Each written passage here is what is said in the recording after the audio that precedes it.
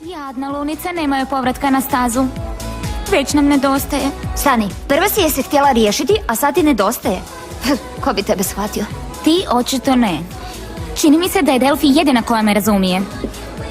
Što ti je? Nemoj mi reći. Gaston. Jako si već naporna, Delfi. Dosađuješ mi.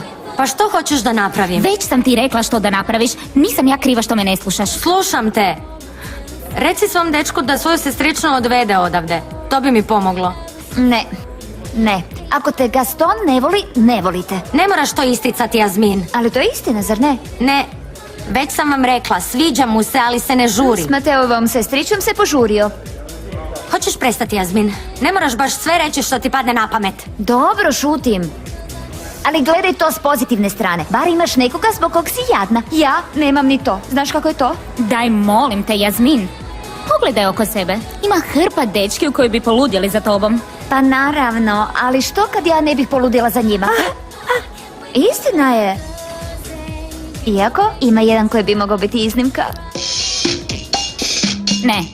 Ne. Već smo ti rekle da to nije opcija. Zaboravi ga. Ali zašto, cure? Pa sladak je. Koliko ti puta moramo ponoviti, Jazmin? Taj dečko je nikakav. Da, znam, šalim se. Ne sviđa mi se, ne. Skroz je out. Da?